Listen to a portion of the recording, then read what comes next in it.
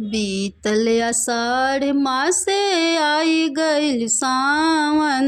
बीतल आषाढ़ मासे आई गइल सावन। चलिए पिया जल ढार शिव के दरबार में। चलिए पिया जल ढार शिव के दरबार में। गेरुआ रंग के साड़ी पहने में हरी हरी चूड़ी। गेरुआ रंग के साड़ी पहने में हरी हरी चूड़ी। चलिए पिया जल ढार सावन के सोमवार के। चलिए पिया जल ढार सावन के सोमवार के। पैदल चल में हमें शिव के दरबार में। पैदल चल में हमें शिव के दरबार में। बोलबा में बोलत चल शिव के नगार में। बोलबा में बोलत चल में शिव के नगार में।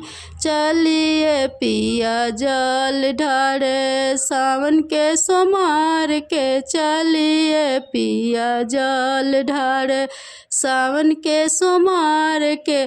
जलवा चढ़ायम शिव के दूधवा चढ़ायम। जलवा चढ़ायम शिव के दूधवा चढ़ायम। बेलपत्र चढ़ायम शिव के भंगिया चढ़ायम। धतूरा चढ़ायम शिव के फूलवा चढ़ायम। चलिए पिया जल ढार सावन के सोमवार के। चलिए पिया जल ढार शिव के दरबार में। चलिए पिया जल ढार शिव से अरज कर में माथेवा झुका के। शिव से अरज कर माथेवा झुका के। रखम सलामत हमरा मांग के सिंदूर के।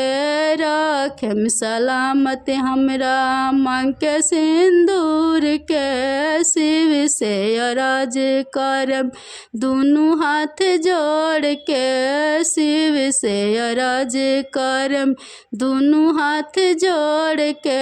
रखम सलामत हमरा नैहर ससुराल के। रखम सलामत हमरा नैहर ससुराल के। चलिए पिया जल ढार सावन के सोमवार के। चलिए पिया जल ढार सावन के सोमवार के।